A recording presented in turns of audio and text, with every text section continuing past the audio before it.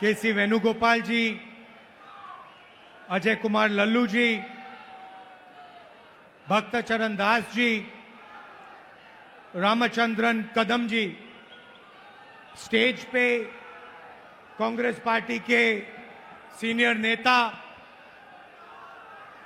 और हमारे कांग्रेस पार्टी के उड़ीसा के प्यारे कार्यकर्ता भाइयों और बहनों, प्रेस के हमारे मित्रों, आप सबका यहां बहुत बहुत स्वागत। आप दूर दूर से गर्मी में हमारी बात सुनने आए, इसके लिए आपको मैं दिल से धन्यवाद करना चाहता हूं।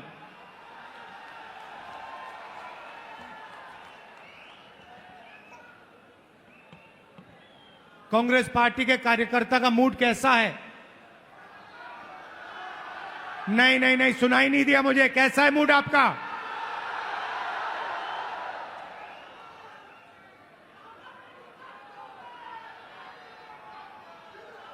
आप लोग जो हमारे जमीनी कार्यकर्ता हैं, जिनके खून में, डीएनए में कांग्रेस पार्टी है, जो हमारे बब्बर शेर हैं,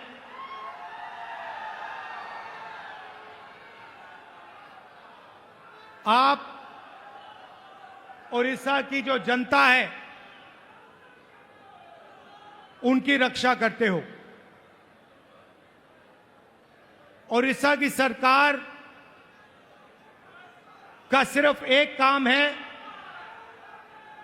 उड़ीसा का जो धन है उसको उड़ीसा की गरीब जनता से चोरी करने का काम है। आपकी सरकार सिर्फ यही करती है।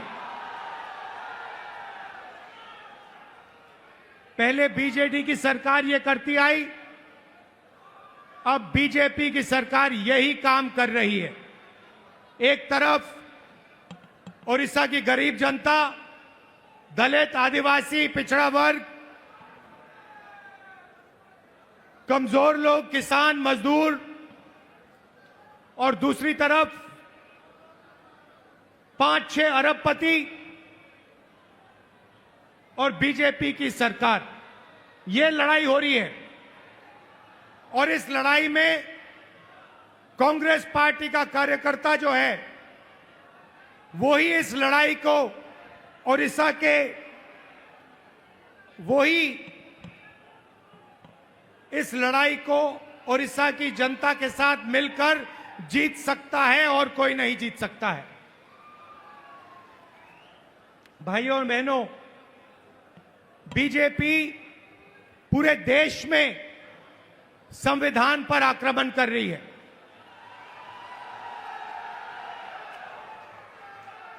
जहां भी हम देखते हैं संविधान पर बीजेपी के लोग आक्रमण कर रहे हैं। कल मैं बिहार में था और बिहार में जैसे महाराष्ट्र में चुनाव चोरी किया गया, वैसे ही बिहार में चुनाव चोरी करने की कोशिश की जा रही है। वैसे ही बिहार में चुनाव चोरी करने की कोशिश की जा रही है। और चुनाव चोरी करने के लिए इलेक्शन कमीशन ने नई साजिश शुरू की है। इलेक्शन कमीशन बीजेपी का अंग का काम कर रहा है, अपना काम नहीं कर रहा है। महाराष्ट्र में लोकसभा और विधानसभा के बीच में 1 करोड़ नए वोटर आ गए। आज तक किसी को नहीं मालूम ये वोटर कौन थे और कहां से आए। हमने इलेक्शन कमीशन से एक बार नहीं, अनेक बार कहा है, आप हमें वोटर लिस्ट दीजिए, आप हमें वीडियोग्राफी दीजिए। इलेक्शन कमीशन नहीं देता है। और जो चोरी महाराष्ट्र में हुई, वही चोरी फिर से ये लोग बिहार में करने जा रहे हैं। कल मैं बिहार गया, इंडिया गठबंधन के नेताओं के साथ हमने कहा कि बिहार में हम इलेक्शन कमीशन को बिहार का चुनाव चोरी नहीं करने देंगे, बीजेपी को चुनाव नहीं चोरी करने देंगे। भाइयों और बहनों, ओडिशा इनका मॉडल है। यहां पे 5-6 बड़ी कंपनियों को ये आपका पूरा का पूरा धन दे रहे हैं। अभी मैं डेलीगेशन से मिला, किसान के डेलीगेशन से मिला, महिलाओं से मिला और उनकी आवाज सुनी, उनका दुख सुना, उनका दर्द सुना। भाइयों और बहनों, जल, जंगल और जमीन आदिवासियों की है। मैं फिर से दोहराना चाहता हूं,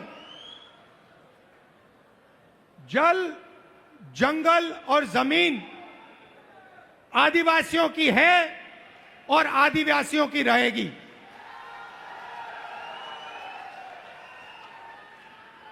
यहां पे आदिवासियों को बिना पूछे जमीन से हटा दिया जाता है, पेशा कानून लागू नहीं किया जाता है, आदिवासियों को पट्टा नहीं दिया जाता है।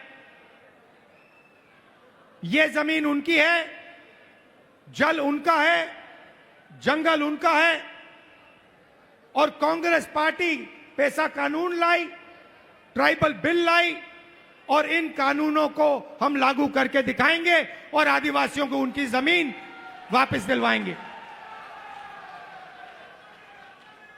विकास, भाइयों और बहनों, विकास 2-3% के लिए नहीं होता है। विकास 2-3 अरबपतियों के लिए नहीं किया जाता है।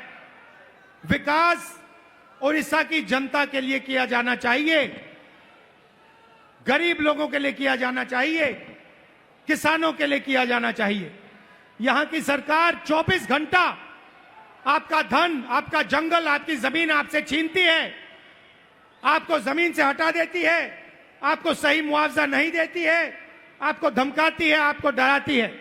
और मैं यहां स्टेज से कहना चाहता हूं, हमारे आदिवासी भाई हो, हमारे किसान हो, हमारे मजदूर हो, जिन पर भी सरकार आक्रमण कर रही है, जिनके खिलाफ अत्याचार हो रहा है, उनके साथ कांग्रेस पार्टी के सारे नेता खड़े मिलेंगे। मैं खड़ा मिलूंगा और मैं आपसे कह रहा हूं कि जो आपका पट्टा है वो आपको कांग्रेस पार्टी दिलाएगी। अंत में कांग्रेस पार्टी ये काम करेगी। नरेंद्र मोदी जी एक नई योजना लाए थे। पूरे देश में उन्होंने फसल बीमा योजना, एक नई योजना लागू की थी। उन्होंने कहा था कि जब किसानों को मुश्किल होगी, तूफान, ओले से उनका नुकसान होगा, तो ये नई योजना उनकी मदद करेगी। और उन्होंने क्या किया? उन्होंने आपसे पैसा लिया, गरीब जनता से, गरीब किसानों से पैसा लिया, प्रधानमंत्री बीमा योजना के लिए सरकारों से पैसा लिया, सेंट्रल गवर्नमेंट से पैसा लिया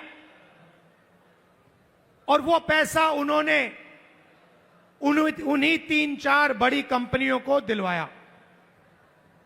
आज सच्चाई ये है कि जब आंधी आती है, तूफान आता है, ओला गिरता है, किसान को मुआवजा नहीं मिलता।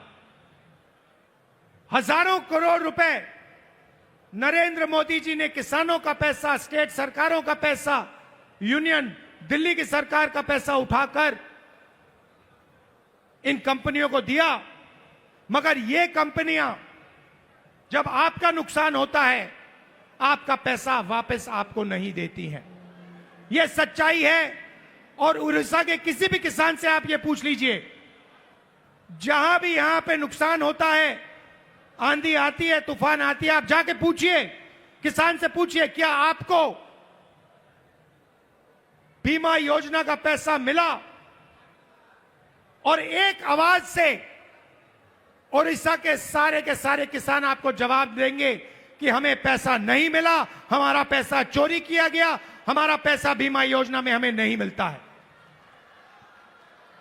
मैंने शुरुआत में कहा कि एक कॉन्स्टिट्यूशन के खिलाफ, संविधान के खिलाफ आक्रमण है। संविधान गरीबों की रक्षा करता है, संविधान किसानों की रक्षा करता है, मजदूरों की रक्षा करता है। संविधान में कहीं नहीं लिखा है कि यह देश अदानी का है, अंबानी का है, अरबपतियों का है। यह आप संविधान खोल के देखिए, इसमें लिखा है कि यह देश हर नागरिक का है, इसमें हर व्यक्ति को वोट, एक वोट मिलेगा। जमीन इस देश की है, गरीब जनता की है, किसानों की है, किसी एक अरबपति की नहीं है। मगर जहां भी हम देखते हैं, चाहे वो उड़ीसा हो, छत्तीसगढ़ हो, जहां भी हम देखते हैं, एक नाम दिखाई देता है, अदानी, अदानी, अदानी, अदानी।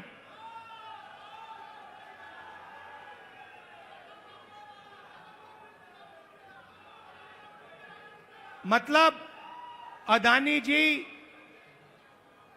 ओडिशा की सरकार चलाते हैं, अदानी नरेंद्र मोदी को चलाता है। और जब ओडिशा में जगन्नाथ यात्रा निकलती है, आप सोचिए रथ निकलता है, जगन्नाथ यात्रा का रथ निकलता है, लाखों लोग उसको देखते हैं, उसके पीछे चलते हैं, और फिर एक ड्रामा होता है, रथ को अदानी जी और उनके परिवार के लिए रोका जाता है। इससे आपको ओडिशा की सरकार के बारे में सब कुछ समझ आ जाएगा।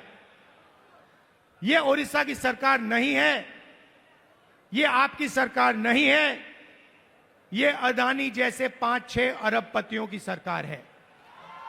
और इसका लक्ष्य आपकी जमीन, आपका जंगल, आपके भविष्य को चोरी करने का है।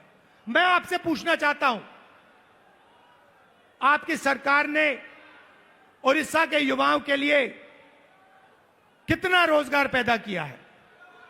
ये जो बड़ी बड़ी इंडस्ट्रीज आती हैं, बड़ी बड़ी जो कंपनियां आती हैं, आपकी जमीन ले जाती हैं, आपका धन ले जाती हैं, आपकी जो नेचुरल वेल्थ ले जाती हैं। मैं आपसे पूछना चाहता हूं, ये आपके कितने लोगों को रोजगार देती है? आप मुझे बताओ। आपका रोजगार खत्म करती हैं, छोटे बिजनेसेस को, छोटी कंपनियों को, स्मॉल मीडियम बिजनेसेस को खत्म करती हैं, और फिर आपकी जमीन, आपका धन, आपका जंगल, आपका जल उठा के ले जाती है। और एक नई बात शुरू हुई है, ओडिशा में 40,000 से ज्यादा महिलाएं गायब हो गई हैं। आज तक नहीं मालूम कि ये महिलाएं कहां गईं। महिलाओं के खिलाफ हर रोज यहां अत्याचार होता है, रेप होता है, बलात्कार होता है। हर रोज ओडिशा में 15 महिलाओं का बलात्कार होता है, और आपकी सरकार को कुछ लेना देना नहीं। आपकी सरकार सिर्फ 24 घंटे आपका खून चूसती है, आपकी जमीन छीनती है। ना उनको महिलाओं से कुछ लेना देना, ना उनको रोजगार दिलवाना है, ना उनको युवाओं से कुछ लेना देना है। इसीलिए हम यहां आए हैं, और मैं आपको मैसेज देना चाहता हूं कि चाहे मैं हूं, या कांग्रेस प्रेसिडेंट हो, या कांग्रेस पार्टी के कोई भी नेता हो, हम यहां आपके साथ खड़े हैं। जब भी आपको मुझे बुलाना हो, जहां भी आपको मुझे ले जाना हो, मैं इस सरकार के खिलाफ लड़ना चाहता हूं, और इस सरकार को यहां से हटाना चाहता हूं। एक बात मैंने भक्तचरण दास जी को कही, तेलंगाना में हमने जाति जनगणना करवाया है। तेलंगाना में जाति जनगणना ने कमाल कर दिया है, क्योंकि जाति जनगणना ने तेलंगाना के हर नागरिक को समझा दिया है कि तेलंगाना में कितने लोग कौन से वर्ग के हैं, ओबीसी कितने हैं, अति पिछड़े वर्ग के कितने लोग हैं, दलित कितने हैं, आदिवासी कितने हैं, गरीब जनरल कास्ट के कितने लोग हैं। एक प्रकार से तेलंगाना सरकार ने तेलंगाना का एक्सरे किया है और तेलंगाना की सरकार को अब मालूम है कि कितना धन किसके हाथ में है, कौन किसके पास क्या है, कितनी आबादी किसकी है। और मैं ये ओडिशा की जनता से भी कहना चाहता हूं, देखिए यहां पर हमें पता लगाना है दलित कितने हैं, आदिवासी कितने हैं, पिछड़े वर्ग के लोग कितने हैं, गरीब जनरल कास्ट के लोग कितने हैं, क्योंकि हम चाहते हैं कि सरकार में, इकोनॉमी में, विकास में सबको भागीदारी मिले। आज ओडिशा के पिछड़े लोगों को, दलितों को, आदिवासियों को ना सरकार में जगह मिलती है, ना कॉर्पोरेट में जगह मिलती है, ना ब्यूरोक्रेसी में जगह मिलती है। ये जो 5-6 कंपनियां आप पर राज कर रही है, मैं आपसे पूछना चाहता हूं, इनके मालिकों में कितने पिछड़े वर्ग के लोग हैं, इनकी मैनेजमेंट में कितने पिछड़े लोग के वर्ग हैं, कितने दलित हैं, कितने आदिवासी हैं, कितने गरीब जनरल कास्ट के लोग हैं। आपको एक नहीं मिलेगा। इसीलिए मैंने भक्तचरण दास जी से, लालू जी से कहा है कि पूरा दम लगा के आप ओडिशा की जनता को समझाइए कि सबसे पहला काम जाति जनगणना है, और अगर हमें ओडिशा में बदलाव लाना है तो जाति जनगणना हमारा औजार है, क्योंकि जाति जनगणना से दलितों को, पिछड़ों को, आदिवासियों को, गरीब जनरल कास्ट के लोगों को अपनी सच्ची शक्ति समझ आएगी। और जिस दिन इनको अपनी सच्ची शक्ति समझ आ गई, उस दिन ये सरकार को गिरा के फेंक देंगे। भाइयों और बहनों, आखिरी बात मैं कहना चाहता हूं, बीजेपी की सरकार ने ड्राइवर्स एसोसिएशन और यूनियन से पर पूरा दबाव डाला कि वो इस मीटिंग का समर्थन नहीं किए। उन्होंने पूरा दबाव डाला, धमकाया और डराया ड्राइवर यूनियन को, एसोसिएशन को, कि यहां पे इस मीटिंग में कांग्रेस पार्टी का समर्थन न कीजिए और इस मीटिंग को डिसरप्ट करने में मदद कीजिए। और मैं यूनियन को और एसोसिएशन को धन्यवाद करना चाहता हूं कि आपने इस मीटिंग का समर्थन किया। और मैं इस स्टेज से कहना चाहता हूं कि सरकार को ड्राइवर एसोसिएशन और यूनियन की आवाज सुननी चाहिए और जो उनकी जेन्युइन डिमांड है उन्हें पूरा करना चाहिए। एक बार फिर मैं आप सबका दिल से धन्यवाद करना चाहता हूं। आप यहां आए, इतनी गर्मी में आए और आपने इतनी प्यार से मेरी बात सुनी। कांग्रेस पार्टी के कार्यकर्ता से कहना चाहता हूं, देखो आप लोग बब्बर शेर हो, आपको किसी से नहीं डरना है। आप टाइगर हो, आपको किसी से नहीं डरना है। आप आगे बढ़ो, आपके खून में कांग्रेस पार्टी की विचारधारा है, गांधी जी की विचारधारा है, संविधान की विचारधारा है। जाओ, लड़ो और इस सरकार को बदलो। धन्यवाद, नमस्कार, जय हिंद। धन्यवाद। अब मैं आमंत्रित करूंगा भारतीय राष्ट्रीय कांग्रेस के माननीय अध्यक्ष, देश में संसद में, राज्यसभा में विपक्ष के नेता आदरणीय मल्लिकार्जुन खड़गे जी से कि आप आए और अपना यशस्वी उद्बोधन करें। आदरणीय अध्यक्ष जी श्री मल्लिकार्जुन खड़गे जी। आदरणीय मल्लिकार्जुन खड़गे जी जिंदाबाद। आदरणीय मल्लिकार्जुन खड़गे जी जिंदाबाद। आदरणीय मल्लिकार्जुन खड़गे जी जिंदाबाद। आदरणीय मल्लिकार्जुन खड़गे जी जिंदाबाद। बहुत बहुत धन्यवाद।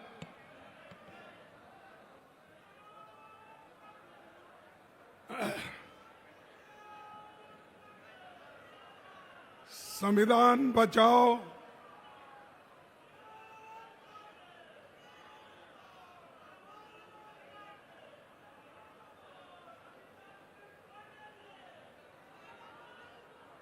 संविधान बचाओ ये जो सभा है, इसमें उपस्थित और अभी हमारे नेता राहुल गांधी जी ने जो बात की है, उनको मैं अपने पार्टी के ओर से उनका स्वागत करता हूं। इसी मंच पर बैठे हुए केसी वेणुगोपाल जी, अजय कुमार, लालू जी, भक्त चरणदास जी, रामचंद्र कदम जी, निरंजन पटनायक जी, प्रसाद हरिचंद्र जी और श्रीकांत जेना जी, जयदेव जेना जी और सप्तगिरी उल्का जी, शाहनवाज चौधरी जी और इस मंच पर बैठे हुए सारे मेरे भाइयों और दूर दूर बैठे हुए मेरे माताएं, बहनें, किसान भाइयों, आदिवासी बंधुओं, दलित बंधुओं और मीडिया के मेरे दोस्तों, ओडिशा एक बहुत बड़ा महत्व रखने वाला राज्य है।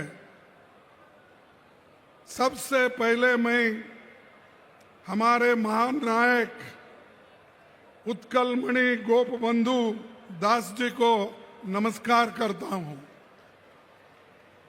बैरिस्टर मधुसूदन दास और यहाँ के सभी महान सेनानियों को श्रद्धांजलि अर्पित करता हूं, जिन्होंने देश के आजादी के लिए लड़ी है और अपना आवाज देश के आजादी के लिए उठाई है।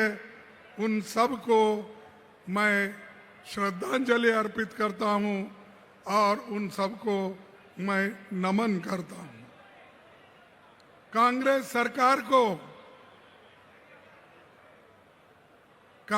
सरकार यहां पर जब थी और केंद्र में जब थी, तब यहां पर Paradip port, Rourkela steel plant, Hirakud, NALCO, NTPC, Chilika naval academy, Mancheswar में रेल कोच फैक्ट्री, कोरपुत में HAL ऑर्डिनेंस फैक्ट्री, ये सारी चीजें अगर किसी ने बनाई है वो कांग्रेस पार्टी ने बनाई है। मेरे को बताओ, मोदी जी कौन सा फैक्ट्री यहां पर लाए हैं? क्या काम उन्होंने किया है हमारे ओडिशा के जनता के लिए? भाइयों, भुवनेश्वर में एम्स और निसीर इंस्टीट्यूट ऑफ फिजिक्स और कई शिक्षा संस्थान हमने कायम किए हैं। कलाहंडी,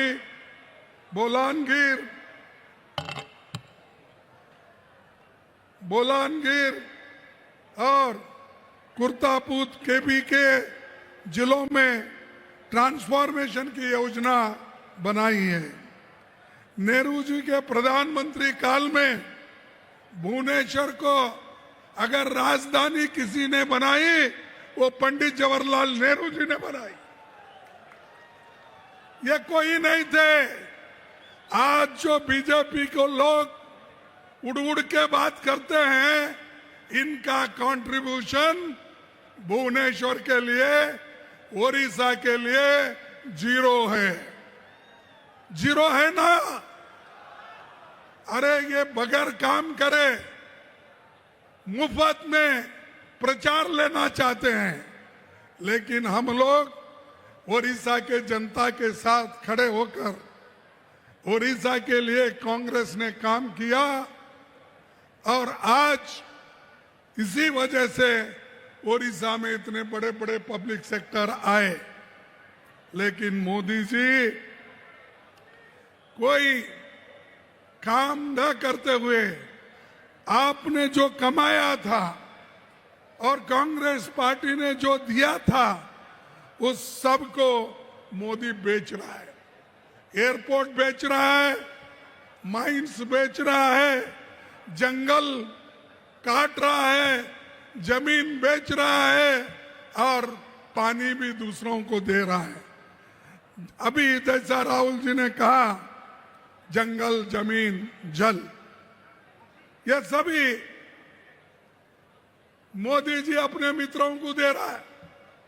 लेकिन यहां की सरकार अब की नींद कर रही है, पहले की भी नींद कर रही थी। अरे हम तो वैसे लोग हैं, काम करके दिखाते हैं, सिर्फ नाम के नहीं हैं हम। यहाँ के लोगों के प्रगति के लिए, उन्नति के लिए बहुत कुछ काम कांग्रेस ने की है। लेकिन मैं एक चीज आपको बताना चाहता हूं, 55 साल हमारी गवर्नमेंट थी, केंद्र में 160 पब्लिक सेक्टर्स हमने बनाया। कितने बनाया? 160। और 160 में उन्होंने अब तक कम से कम 23 पब्लिक सेक्टर्स, बड़े कारखाने मोदी ने बेच डाला। मोदी का काम यही है, कमाओ आप, खर्च करेंगे हम, बेचेंगे हम, खाएंगे हम। तो इसीलिए इनको सबक सिखाना जरूरी है। और जब तक मैं ये कहना चाहता हूं, अगर ओडिशा कांग्रेस को जीत दिलाएगी तब पूरे हिंदुस्तान में कांग्रेस का राज्य बनेगा, यह आप ध्यान में रखिए।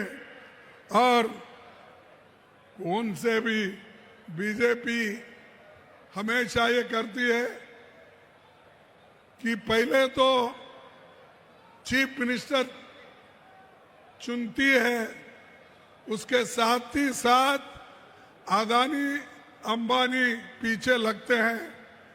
कौन सी जमीन अच्छी है, कौन सी खनन अच्छी है, कौन सी जगह अच्छी है, कहाँ पावर प्लांट बनाना है, ये ढूंढते रहती है। तो इसीलिए इन लोगों को हम सबक सिखाना है। और मुझे मालूम है कि ओडिशा के लोग मजबूत हैं और ऐसे बीजेपी को सबक सिखाएगी, जरूर सिखाएगी। मैं अपने नौजवानों से मैं ये बात कहूंगा कि जो कांग्रेस ने फॉरेस्ट एक्ट लाया, सोनिया गांधी जी ने लाया और 2006 में लाया, आज उसको कमजोर मोदी सरकार कर रही है। अरे ये तो आपका जीने का मरने का सवाल है। फॉरेस्ट एक्ट किसके लिए बनाई? सोनिया गांधी जी ने गरीब की रक्षा करने के लिए, आदिवासियों की रक्षा करने के लिए। लेकिन अगर उसकी हिफाजत आप नहीं करेंगे, आपको बहुत बड़ा आपके ऊपर दोष आएगा। इसीलिए आपको लड़ना होगा, सब मिलके कांग्रेस पार्टी को मजबूत बनाना होगा। ये मैं आपसे विनती करना चाहता हूं। और उसी के साथ मैं परसों छत्तीसगढ़ गया था।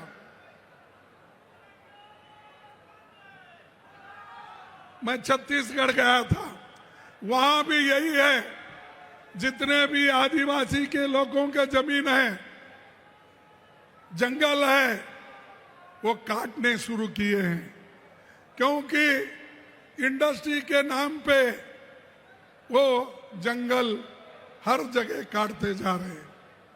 तो ये दोस्तों, मैं आप सबको यही कहूंगा, मोदी का एजेंडा ये है कि इस देश के संविधान को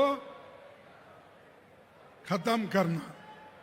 वो कहते थे 400 पार तुम सीट दो, इस बार 400 पार आएंगे, तुम अगर सीट देंगे तो हम संविधान बदलेंगे, ये उनका वायदा था।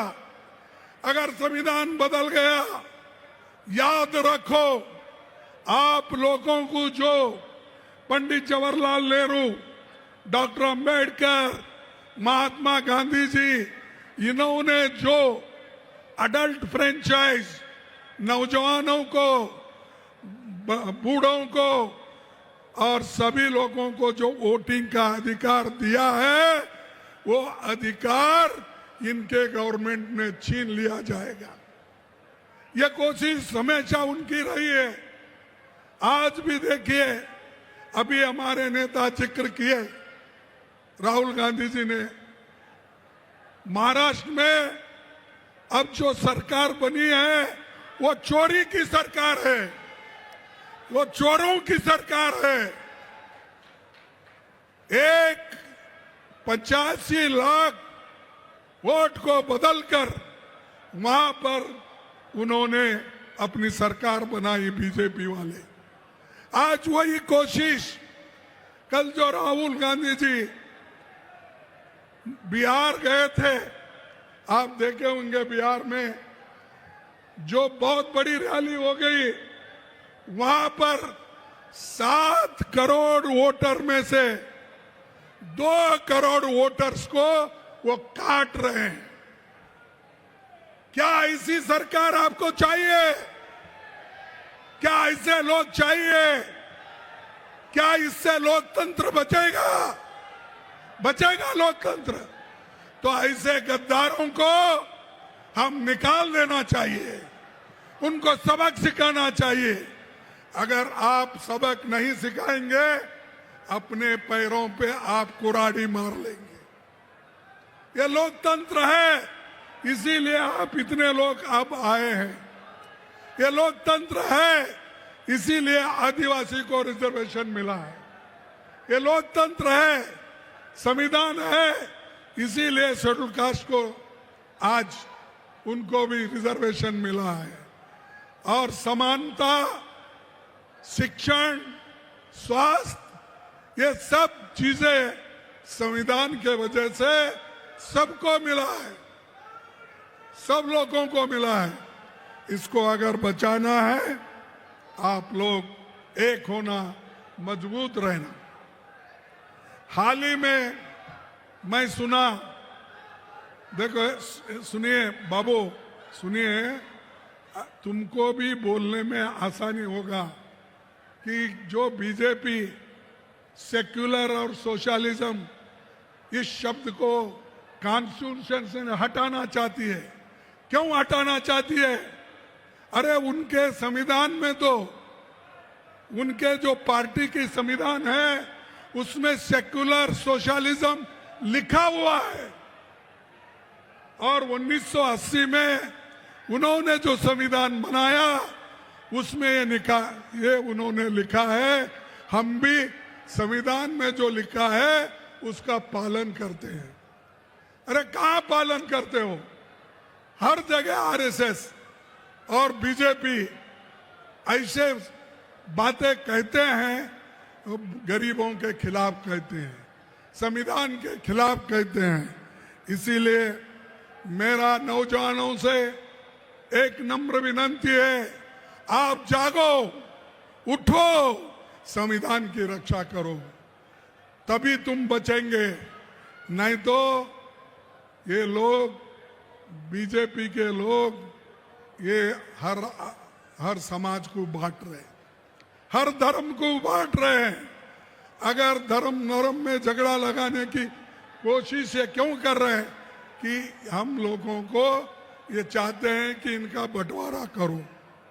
भाइयों, हम तो संविधान बचाने के लिए आए हैं और राहुल गांधी जी भारत जोड़ो यात्रा उन्होंने कन्याकुमारी से कश्मीर तक की।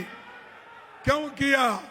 कि उन्होंने इस संविधान को बचाने के लिए, देश को एक करने के लिए उन्होंने किया।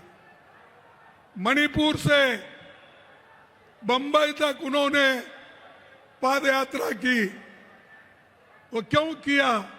कि संविधान को बचाने के लिए, न्याय दिलाने के लिए।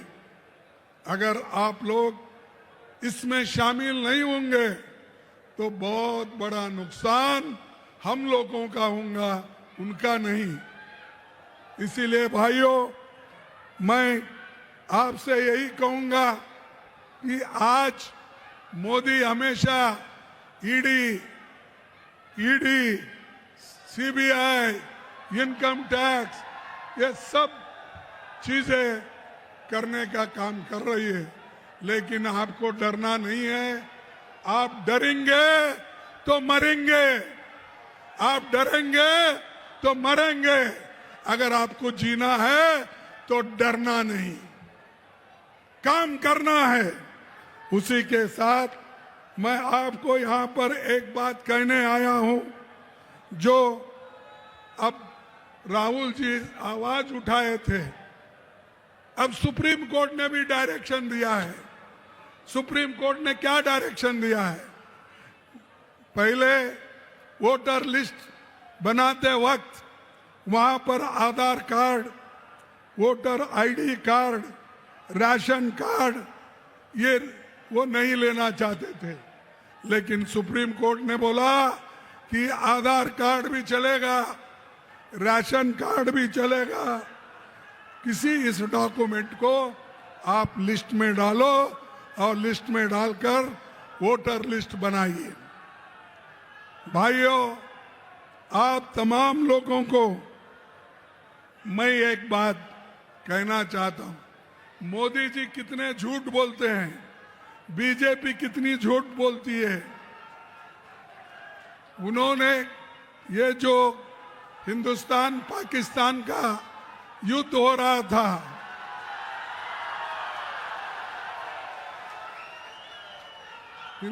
हिंदुस्तान पाकिस्तान का जो युद्ध हो रहा था, उस वक्त उन्होंने कहा, ट्रंप ने कहा कि मैं हिंदुस्तान और पाकिस्तान की लड़ाई खत्म किया हूं। मैं उनको कहा हूं कि ये लड़ाई बंद करो, उन्होंने फौरन बंद किया। ऐसा ट्रंप 16 बार बोले, मोदी उसको कुछ भी उत्तर नहीं दिए।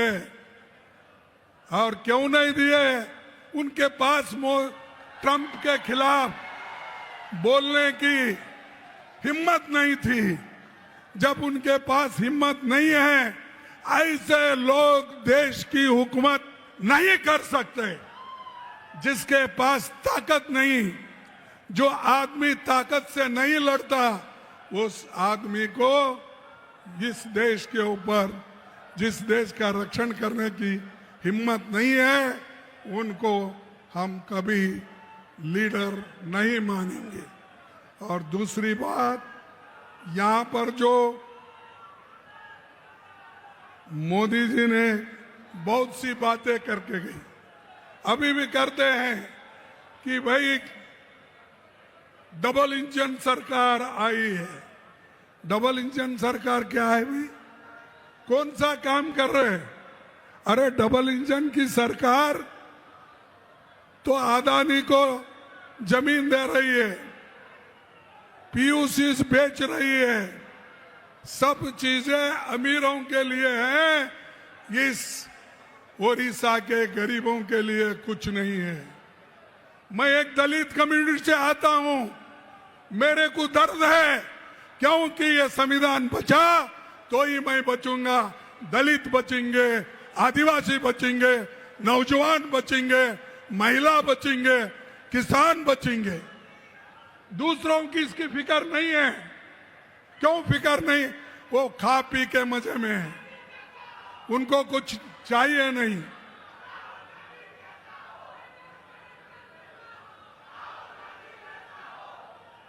अरे जरा चुप बैठो भाई, बाद में तुम्हारा जोश दिखाओ। इलेक्शन आ रहे हैं नजदीक, उस इलेक्शन में अगर जीत के आए तो हम आपके ऐसे 100 ललकार सुनेंगे। थोड़ा पहले सुनने का सीखो भाइयों। और एक बात आपको ये कहूंगा कि राहुल जी मणिपुर गए तो मोदी क्यों नहीं गए भाई?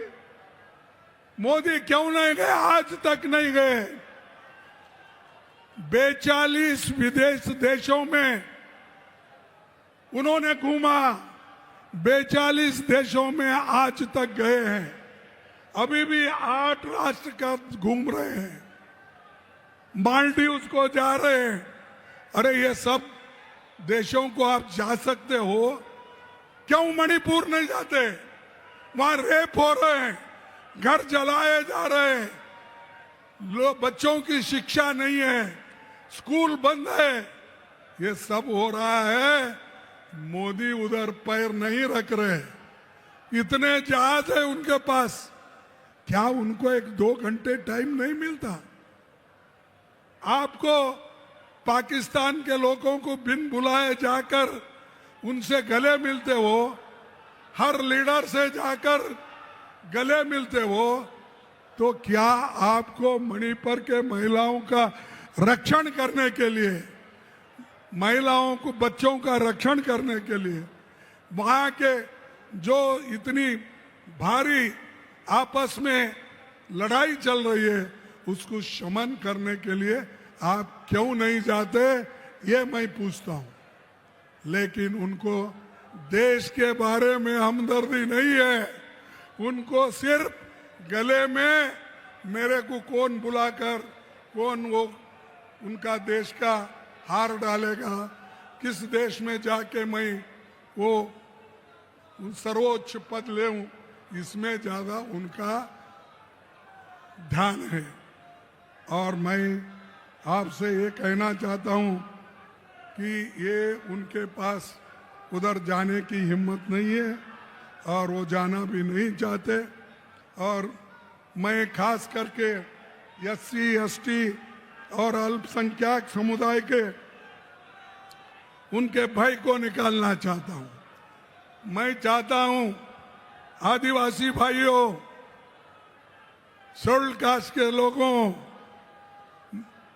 किसान के जितने भी लोग हैं और युवक हैं, आपको लड़ने का सीखना चाहिए। आप लड़ना चाहिए। और मैं यही कहीं दलित लोगों से भी कहूंगा, आदिवासियों से कहूंगा कि तुम अगर लड़ेंगे नहीं तो तुम निश्चित रूप से मरेंगे। तुमको दबाने वाले लोग हैं, तुमको दूर रखने वाले लोग हैं, मनुस्मृति को लाके तुमको मंदिर से दूर रखते हैं, तुमको हर देवल से दूर रखते हैं। मैं हाल में सुना यहाँ पर जो एक हालात हो गई,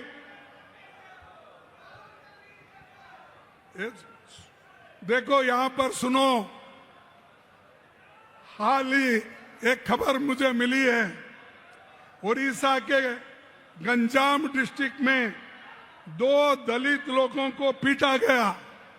2 दलित लोगों को पीटा गया, बाल काटे गए, 2 किलोमीटर तक घुटने पर उनको चलाने की कोशिश की और घास खाने, गंदा नाली का पानी पीने के लिए मजबूर किया। क्या ये चाहते हैं? अरे इसके ऊपर आप जोर लगाओ, कहो, लड़ो। वो छोड़कर अगर हम छोटी मोटी बात करते नहीं तो मर जाएंगे। ये लोगों को, दलितों की हालत बीजेपी सरकार में है, यहाँ के सरकार में है। हमारी पार्टी लड़ रही है, हमारी पार्टी सत्याग्रह कर रही है, हमारी पार्टी हर जगह एजिटेशन कर रही है, लेकिन सरकार सो गई है। सरकार को उठाना होगा, जो चाहे उस मंत्र से उठाओ, तभी वो उठेंगे। और शेड्यूल कास्ट की हालत अगर उड़ीसा में ऐसी है तो आप ध्यान में लो, कल के दिन किसी और जगह ऐसा ही होगा। भाइयों, एक ऑफिसर को भी बीजेपी वालों ने मारा। अरे ऑफिसर को मारते हैं, दलितों को मारते हैं। अगर ये चीज यहां पर चलते गया तो कोई गरीब नहीं बचेगा, कोई दलित नहीं बचेगा। इसीलिए आपको ठीक ढंग से काम करना है। मैं एक रिपोर्ट पढ़ा, विधानसभा 29 मार्च 2025 को यहाँ के उपमंत्री ने विधानसभा में एक स्टेटमेंट दिया है। 11 महीने में 28,000 महिलाओं पर और बच्चों पर अत्याचार हुए। कितने? 11 महीने में 28,000 महिलाओं और बच्चों पर अत्याचार हुए। इसके खिलाफ लड़ो। ये लड़े तो ही हमारे लोग जागृत होंगे, महिला जागृत होगी, लड़ने की शक्ति आ जाएगी। तो इसीलिए आप सभी लोग, चाहे वो Gopalpur bridge Ganga gang rape हो, चाहे वो हमारे फैक्ट फाइंडिंग कमेटी कांग्रेस की भेजे थे, वो रिपोर्ट भी आया है, हम देखेंगे। उसके बाद में सदन में भी इस बात को हमारे लोग उठाए हैं और आने वाले दिनों में भी इसके बारे में ज़्यादा से ज़्यादा लोग ये सवाल को उठाएंगे। और एक मैं खास करके कहना चाहता हूँ, यहाँ पर कमीशन खोरी बहुत है। अरे सैंड बेचते हैं, फॉरेस्ट बेचते हैं, हर चीज बेचने का, कमीशन खाने का। तो ऐसे बीजेपी के लीडरों को, गुंडों को आपको ठीक करना होगा। जैसा ठीक करना है वैसा ठीक करो। आप कहेंगे ठीक करे तो हमको जेल में डालेंगे, जेल में डालेंगे तभी तो आप लोग लड़ते रहना है अपने हकूक के लिए। जब आजादी के लिए हमारे लोग, लाखों लोग जेल गए, फांसी पे चढ़े, अपने बच्चों की जब स्कूल बंद कर दिए, तो क्या वो नहीं लड़े? किनके लिए लड़े? क्या ये अपनी हिफाजत के लिए, अपने हकूक के लिए आप इन गुंडों के साथ लड़ नहीं सकते? लड़ना बोले तो मैं रोज उठ के मारा मारी करो वो नहीं बोलता। लड़ना जो बापू ने हमको सिखाया है, सत्याग्रह करना, एजिटेशन करना और सब लोग मिलके काम करना। तो मैं जो अभी याद किए, राहुल गांधी जी ने भगवान जगन्नाथ की रथ यात्रा तक सरकार ने लापरवाही की। वो उसमें 3 श्रद्धालु मर गए, 50 से अधिक लोग घायल हो गए और रथ भी 2 दिन ठहरा। अमीर आने तक उसको खींचना नहीं। क्या अमीर के लिए भगवान बना है? क्या अमीर के लिए ही जगन्नाथ है? अरे भाई, भगवान सबके लिए होता है।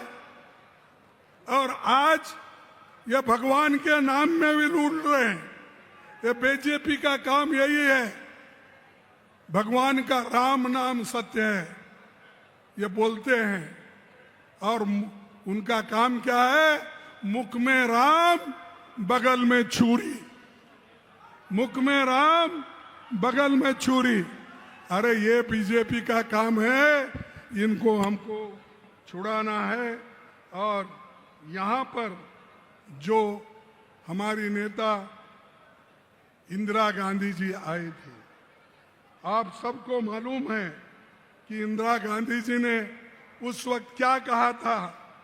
उन्होंने ये कहा था कि यहाँ पर जो मैं आई हूं, मैं उन्हीं के शब्द को मैं पढ़ता हूं। मैं आज यहां हूं, कल शायद यहां न रहूं। मैं आज यहां हूं, कल शायद यहां न रहूं। मुझे चिंता नहीं कि मैं रहूं या न रहूं। मुझे गर्व है कि मैंने अपना पूरा जीवन अपने लोगों की सेवा में बिताया है।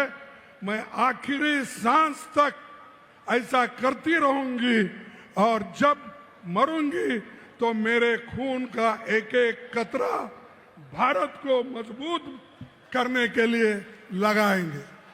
कौन कहते हैं? कोई बहादुर है बीजेपी में? कोई मां का लाल है ऐसी बात करने वाला? उन्होंने अपनी जान खोई, 30 गोलियां उनके छाती में गिरी, प्राण छोड़ी। ये है कांग्रेस, ये है कांग्रेस के नेता लोग। तो इसीलिए जो लोग देश के लिए लड़ते हैं और देश को एक रखने के लिए, हमारे राजीव गांधी जी अपनी जान खो दिए, इंदिरा गांधी जी दी, और देश के उसूलों के लिए महात्मा गांधी जी दिए। बताओ मेरे को, बीजेपी में, आरएसएस में ऐसा कोई नेता है कोई नेता? और तुम हमको सिखाते हो। तो भाइयों, मैं आपसे ये विनंती करके अपनी बात को समाप्त करूंगा।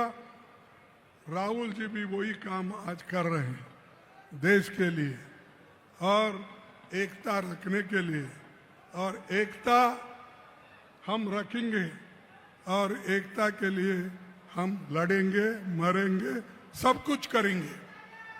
तो अफसोस है आज की सरकार हमारे प्रधानमंत्री सिर्फ प्रचार करने के लिए हर जगह जाते हैं। अरे भाई, वहां पहलगांव में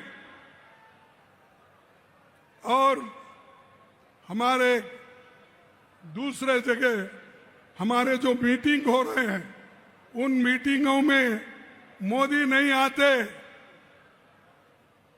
इलेक्शन में फिरते हैं। अरे जिसको देश की चिंता नहीं है वही ऐसी काम करता है। इसलिए आप लोगों को गौर से सुनना है, काम करना है।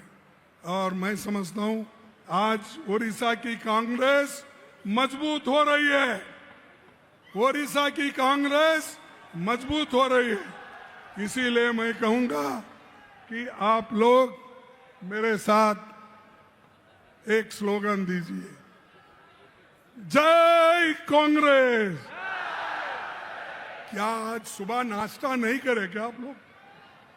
जय कांग्रेस, जय कांग्रेस, जय हिंद, जय हिंद, जय हिंद, जय ओडिशा, जय ओडिशा, जय ओडिशा। आप सभी को धन्यवाद, नमस्कार, जय भीम।